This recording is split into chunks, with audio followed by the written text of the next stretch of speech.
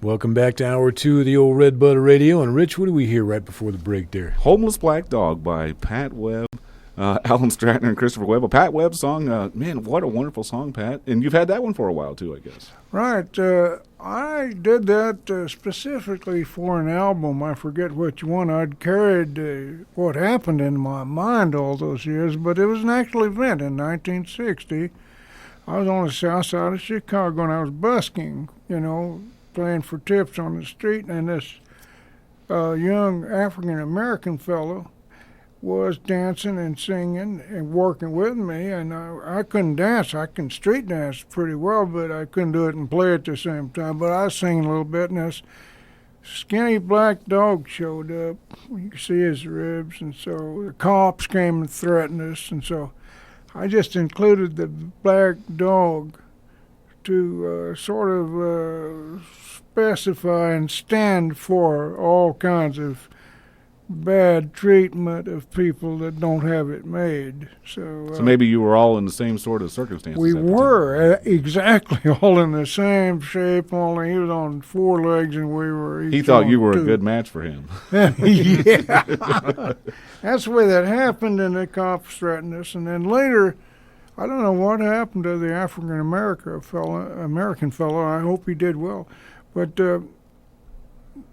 I got a job at one of these places that places you for, in those days, $25 a week and you're bored. And I was busting up concrete with an 8-pound hammer. And then I got a job at an old ladies' home where when I got jumped on by a couple of ex-convicts and I messed up one of my knuckles, and they threw a cigarette on my pants. They broke into my room. They were really nuts. And sometimes you get some rough trade individuals like that, so I beat the hell out of them. And I was, in shape from having done that. You've been busting some concrete and doing quite a bit of manual labor. I had done some boxing, too. And I knew you were pretty how to physically fit them. at the time.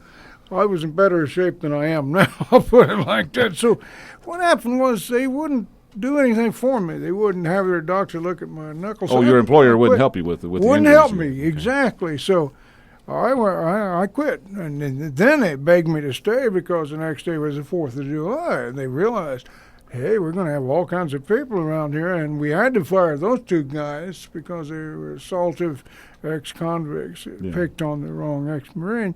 So then the next thing that happened, I went down and caught the Interurban and then went to the bus station. Okay, caught the Greyhound to St. Louis, and all the hotels were full, the cheap hotels. I was headed out west. The affordable hotels were all booked up. Yeah, affordable to me, yes. And so what happened was I ran into an old friend of mine named Bob Winters, and he said, you come down with me to Gaslight Square. And this place was an old place that because of a tornado they'd collected some insurance, and they had all kinds of music and places. It lasted for 4 years until it got top heavy. But Chris's mother, Charlotte Daniels, a great folk singer, was booked in there, one of the clubs I was working, and that's how we met, and that's how come. If it was so the pitiful set of circumstances you were in Chicago led you to a big part of your life, meeting Chris's mother, Charlotte Daniels, and perhaps if your old employer had been a little bit nicer to you, maybe you wouldn't have made that trek to St. Louis. Maybe he wouldn't be here, I wouldn't wish those set of circumstances on anybody, I guess, but in retrospect, him. I guess that's the way it had to work out. It worked out. You got a great singer-player out of it, Had to bust a knuckle on one of those morons, but other than that, I'm okay. Speaking of great player, I mean, you guys together, the 3 of you, like I said, you all stand so strong on your own. The 3 of you put together just is an amazing thing to listen to, if you don't mind me saying. But Alan Stratyner's playing here, just wonderful. I can't. I'm beside myself, being able to try to describe, how wonderful that you play, Alan. I'm trying to. You're very kind, Rich. Thank you. I'm really trying to speak it like I sound. There's something about how you do. Now you study Little Walter. I know you love Sonny Boy 2. Right. You love Sonny Boy 1. Oh, yeah. But you have Alan Stratyner. You put that thing up to your face, and it's the way that it sounds when when you play it that really matters. Well, It's the way you play it that matters. Thank you, man. That's so important to me, to any musician, to have your own sound on an instrument. And I'm still working at that. Alan is definitely unique. I met him, almost 40 years ago? Oh, yeah. Wow, And, has it been that long? It was every once in a while we had a gig together, and he's always a joy to work with. He's one of the best harmonica players that there is. And he lives here, but people think if you're not from New York or Chicago or L.A., no, that's not it. It's how well you play, and he plays great. Alan Stratyner's Thank from New you, York, Pat. and I don't mind telling everybody that Alan Stratyner, when he was a kid, was friends with Babs Gonzalez. So how cool That's is right. that? That's right. Well, I was a kid. We weren't really friends. Well, right, but he liked you, and you're from New York Yeah, City, but yeah, you he- came to Indianapolis, and you live here, and you know this town's hip. That's right. I met Babs. I was about 5 years old. My dad took me down to the old Birdland down there in Manhattan, and Charlie Parker's club, right? yeah, Charlie Parker's club, Birdland, and Dizzy's combo was playing. And I was Dizzy sitting- Gillespie. Now Dizzy Gillespie, again. You right. had this connection where Alan's dad was an accountant. Right. He's a CPA for Dizzy for many, many years. And Dizzy was like a member of the family. I mean, he was like an uncle. And what an and all. amazing cat. What an amazing cat. Tremendously funny, had a great sense of humor, and of course was a major player and part of the history of trumpet and bebop. Now, with all these guys, all these bebop guys around, and as Yeah. cool as Babs is, and Dizzy's, super cool himself. Oh, yeah. Somehow or another, you eventually began to play harmonica. Right. Well, my dad's dad, my grandpa, got me a harmonica when I was a little kid. And I used to fool around with it and just try to pick out things by ear. Simple songs, little kid songs, Mary Had a Little Lamb, that kind of thing. And just kept doing that. And eventually, when I reached about the age of 16, had my first band with a friend of mine, Steve Rothman, who unfortunately is no longer on this planet with us. He was in a bad car accident. But he's the guy who got me into blues to begin with back in Yonkers, New York.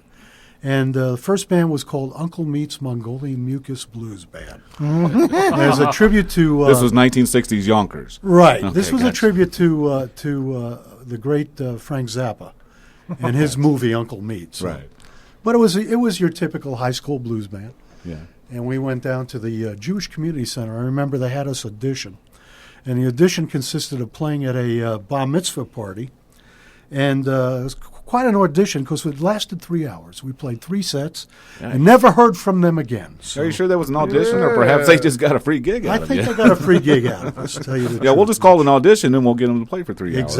Exactly. Well, again, I mean, the amount of time that we're talking about here, 40 years, I mean, you've got a lot of experience in your pocket. But I've known you for some time myself, and again, it's what's inside of you. I mean, man, you got it. You got it going on, and we're going to prove Thank it you. to you right now. We got a situation where we're going to ask Alan to do a solo harmonica piece, a Sonny Boy 2. Now, Sonny Boy 2, post-war blues player. I think he was out of Arkansas initially, but he Right. spent a lot of time in Chicago, and a lot of people are familiar with "Don't Start Me to Talking." A lot of his sort of Right. more popular songs. We're going to ask you to do a song that's an instrumental tune, not quite so well known. What's the name of the? This is Bye Bye Bird, and it's played on the large marine band, so it's tuned a little deeper, and it has a real nice percussive sound. So you're going to do this solo in an acoustic setting right in front of the mic. Nothing but Alan doing his own effects. He doesn't have any kind of cool, those little bullet mics are cool, and it's nice yeah. to have those vintage amplifiers, but we're going to ask Alan to play straight into the microphone doing the old Sonny Boy Williamson 2, Rice Miller. We're going to do the old Sonny Boy tune, Bye Bye Bird, right here on RedBud Radio. Alan Stratyner, everybody. All right.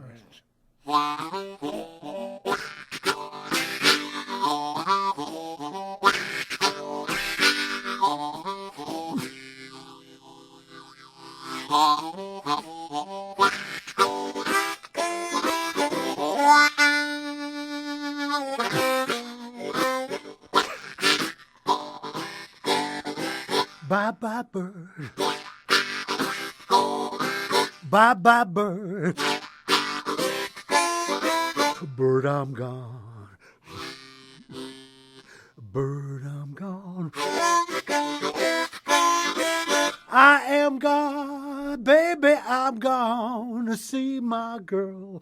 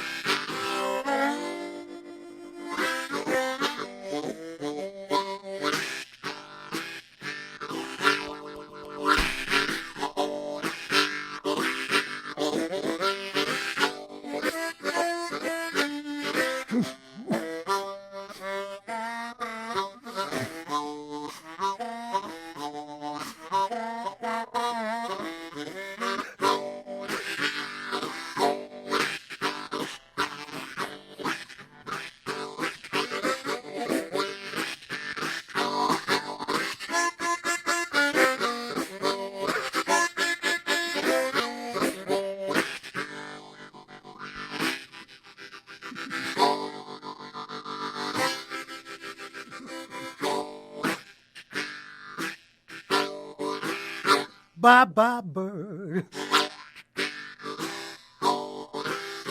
Bye-bye, bird. Bird, I'm gone.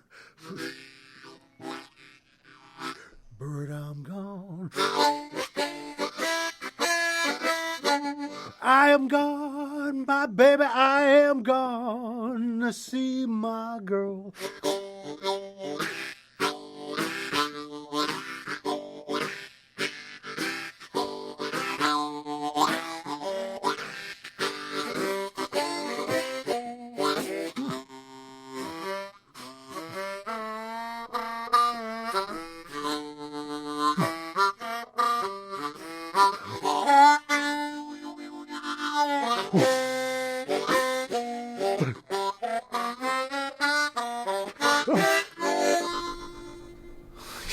That was fun. All right. A little out of breath, but that was fun.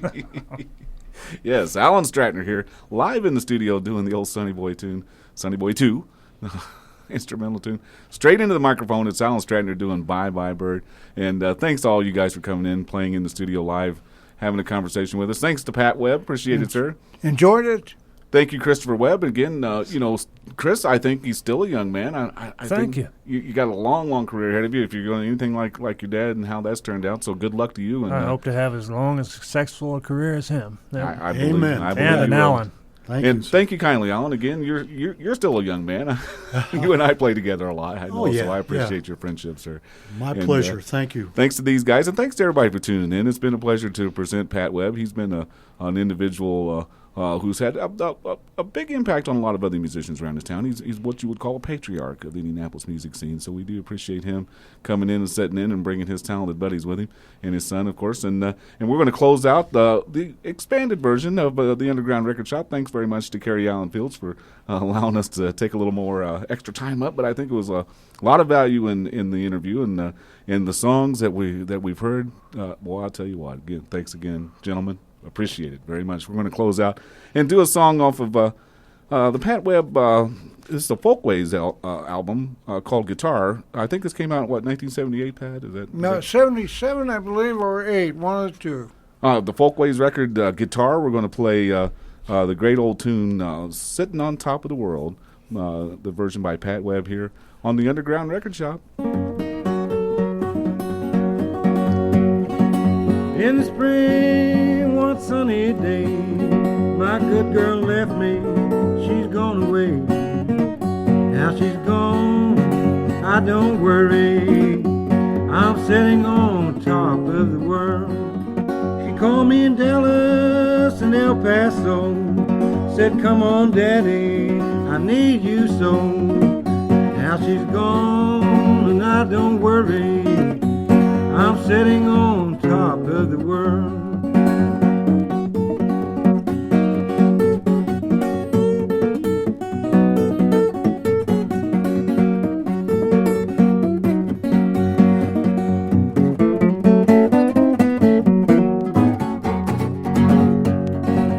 Mississippi River, it's deep and wide. Woman I love on the other side. Now she's gone and I don't worry. I'm sitting on top of the world.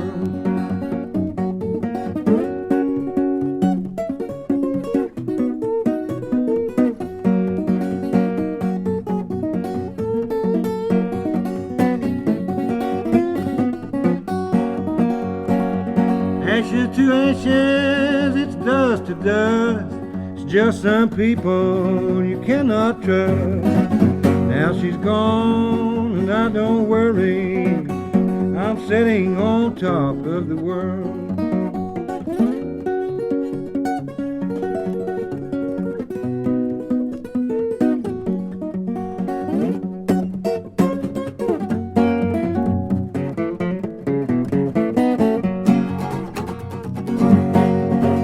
Come here running, throwing up your hand. I can get me a woman like you got your man. Now she's gone and I don't worry. I'm sitting on top of the world.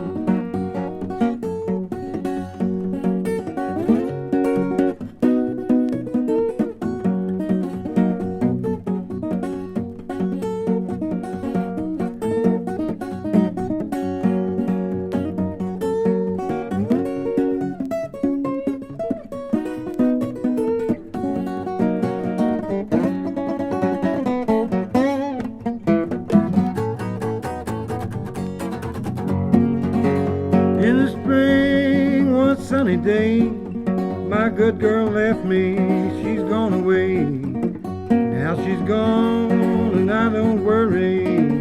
I'm sitting on top of the world.